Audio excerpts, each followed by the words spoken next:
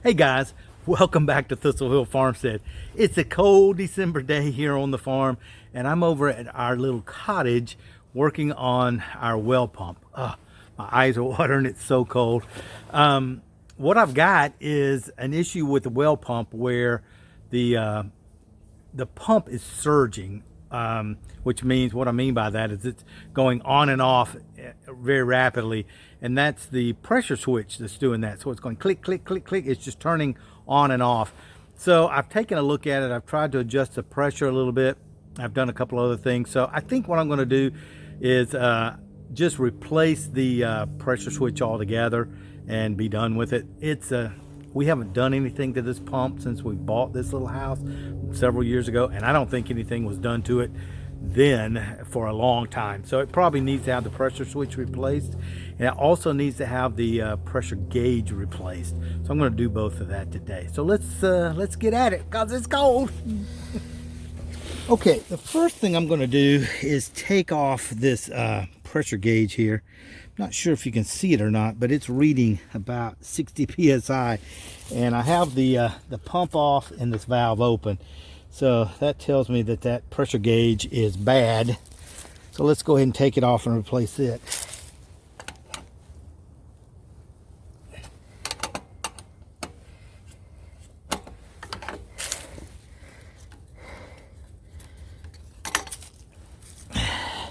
Yeah, so as you can see, it's reading about 75 psi now with nothing in it.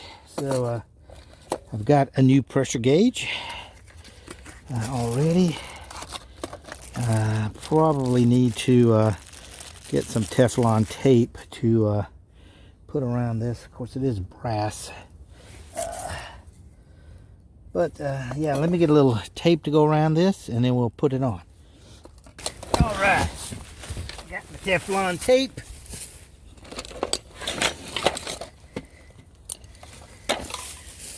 I'm ready to tape it up. Let's see if I can roll this around. Let's see, it's going to screw in that way, so I'm going to go the other way.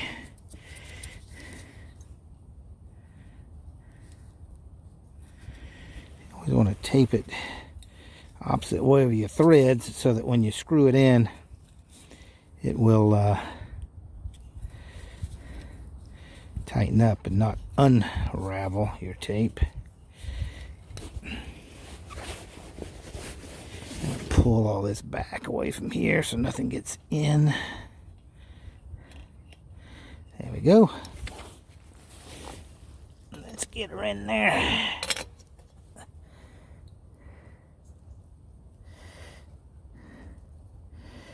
Come on, baby. There we go.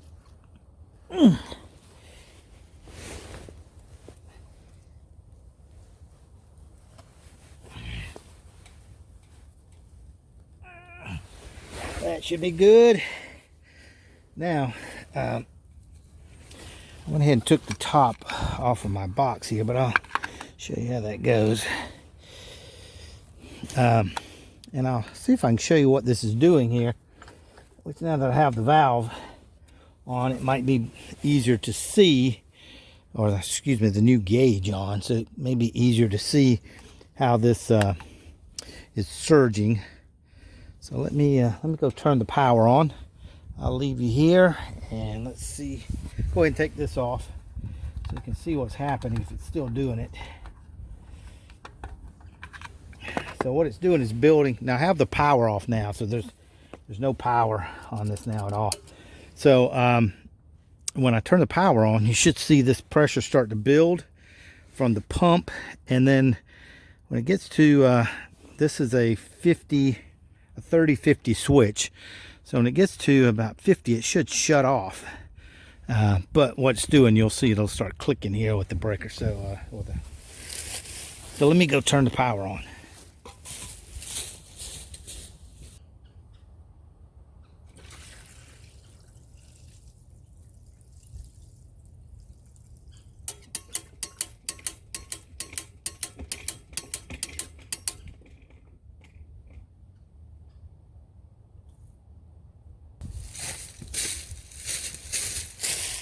So I can hear it inside surging again. And it looks like, where's it at? So it's built 40 PSI on the gauge here. So I'm going to go ahead and change out this relay pressure switch, just see if that solves the problem. I'm not quite sure what's going on, but I tell you what, I'm going to go ahead and replace this switch anyway. So let's do that. Again, I've got the power off in there, so let me just bring this. You can see the pressure going down.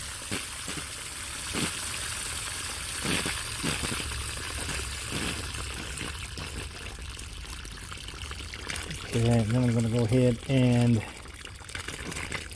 take off my electrical connections here and switch everything out. Again, I do have the power off, so anytime you're working around water and electricity, for sure, make sure you have the power off. So let's see. I do have a new switch. This is a new square D switch. This is a 3050 pressure switch, and if you want to know what you have, you can typically look inside the box and you can see this one's almost so old you can barely see it, but it says 3050 right there. Okay, so alright, so that's pretty much out of there. So let's take this on. I'll tell you what I'm going to do. I'm going to switch things over as I go so I don't miss any connections. Fresh new switch. This is nice. Looks like it's got a test handle on it. And also what I'm going to do while I'm out here working is I'm going to put an outlet out here. There's no kind of outlet out here, and I want to put a small heater or light out here so that it won't freeze again. So I've got a box and I have an outlet and I have some wire, so we're gonna put us an outlet in while we're doing this too. So let me get this off. This side looks like it goes over to the control box. Take that off. Okay. And does it have a ground? Yes, it does. Got a ground here.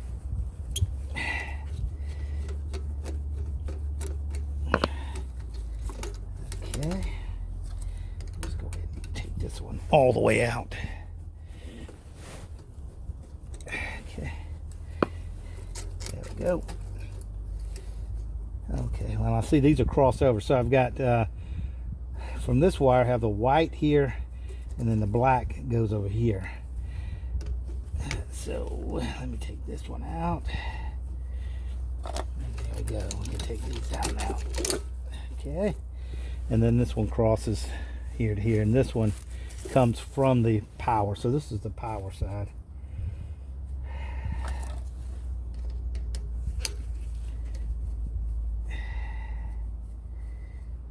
Okay. And then we got a ground.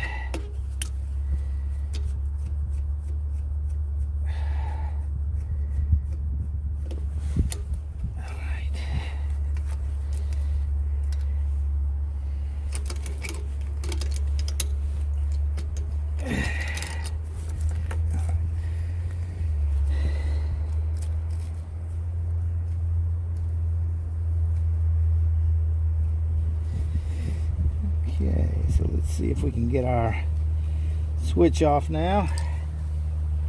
Should just screw off, but you never know with these old things like this.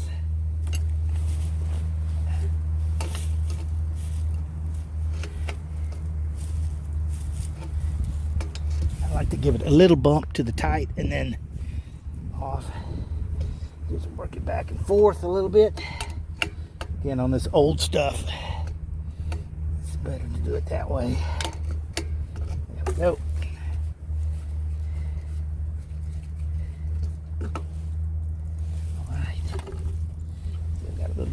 coming out.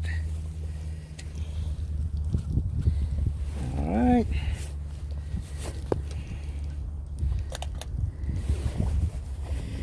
Let me tape that up and then we'll put the new one back on.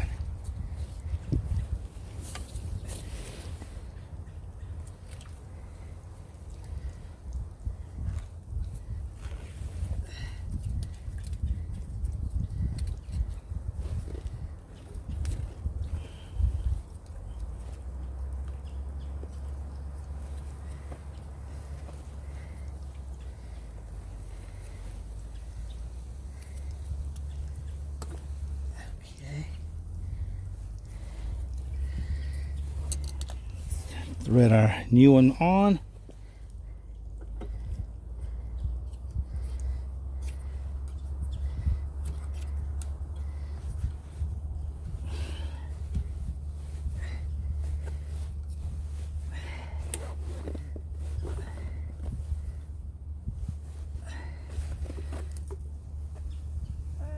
Okay, that should be good.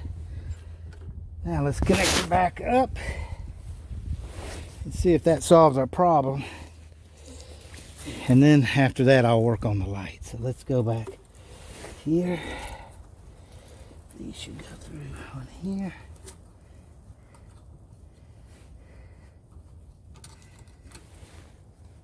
Okay. Let me get my ground going here.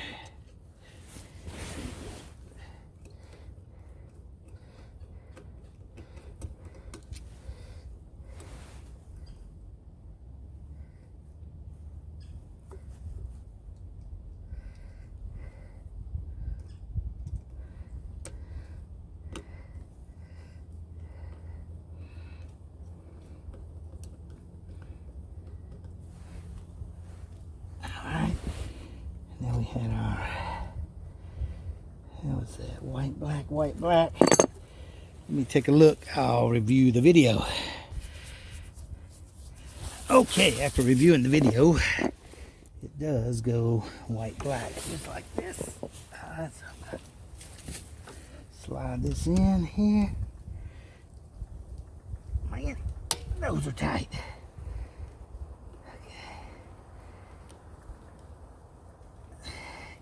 One in.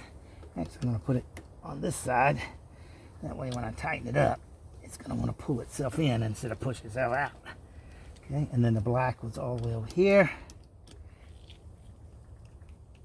Man. Woo! Those things are tight. White, black. Okay. And now for these. It will be the same. Get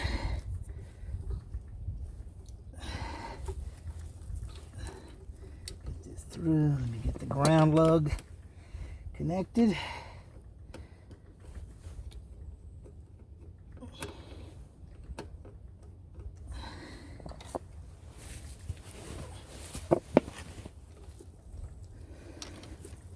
Let's see if I can get it around there without having to take that out. Nope, looks like I'm going to have to take it out. Okay. That's easy enough.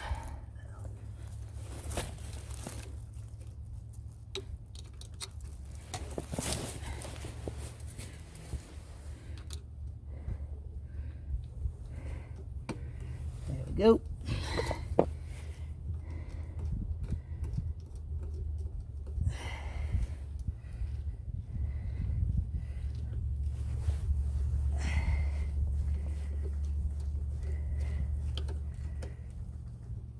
All right, and then this one is white, black, just like that.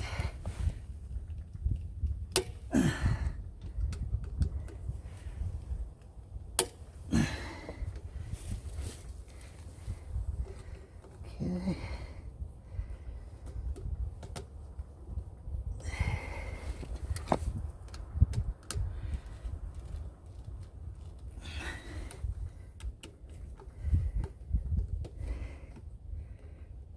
Right. Okay, that should be it. Let me go turn on the power and let's see if it comes up to pressure.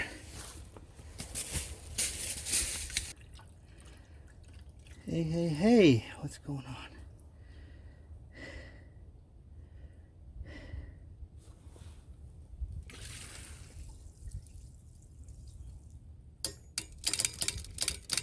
Yeah, that's not good.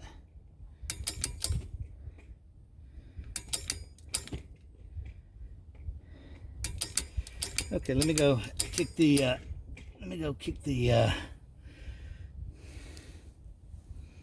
breaker off. I don't want to damage anything. That's interesting why it's still doing that. Why it's still surging. So I found out what was wrong, or what was still going wrong, even though I replaced the pressure switch, and of course I needed to replace the gauge because it was broken, but that really had nothing to do with the problem I was having. But what I discovered it was the line here going back to the tank was still frozen, even though this line and down through to the house was thawed and I could turn the water on in the house. What would happen is once it dropped down below the pressure that was required to run the pump would immediately start to run, but instead of being able to flow this way and go into the pressure vessel here, it was just going straight down the line into the house, which pressurized that line almost immediately, which was causing overpressure. The switch would cut off, then it would be under pressure, the switch would cut on, and it would be over. So it was just cycling back and forth because it was only pressurizing the pipes going into the house. So I gave the guy a call who put in our well at the big house, and that's Sandersville well, and he gave me a call back. Ronnie did, and big shout out to him. He was the one who turned me on to this whole idea that there was still ice in the line somewhere. He said, you probably got ice going into the tank there, and that's what was causing it to just pressurize the line. Because I went ahead and replaced that, which was okay, because this one, like I said, is pretty old. Don't know when the last time that was replaced. And of course the valve, whew, that thing was reading 75 psi all the time. So they needed to be replaced. It's not a big deal. That was about I believe $35 or $40 for the switch, and I'm not quite sure how much for the valve, I forgot. But I did test that, and then I found online where I could test the control box, the capacitor in there. But everything was running, the pump was running, so it really wasn't an issue. So what I did to thaw that pipe out is I took my little torch, my propane torch, and just heated up that line there ever so gently. It didn't take much to get it warmed up enough. Then you could hear the pressure from the bladder in here pushing the ice out, and I turned it on and let it run, and everything is working as it should. And now I have this little heater right here. I'm going to leave that on. I'm going to put the top cover back over it, and we've never really had a problem with this well freezing up before, but we got down to like 11 degrees last night, and that's really cold here in middle Georgia. And that's what caused it. So both this pump froze and the one at our house froze. So yeah. Anyway, I hope that'll help you out if you ever have any pump problems. At least it's a way to troubleshoot and kind of see what was going on. And as always, if you haven't subscribed to the channel, go ahead and subscribe. Hit that notification bell so in case we post videos, you'll get notified. And if you like the video, hey, give me a big thumbs up. Press that like button. Helps me out a lot. Helps the channel out a lot. Drives those YouTube algorithms to the channel, and just really helps us grow. So again, thanks for watching. Take care and stay warm.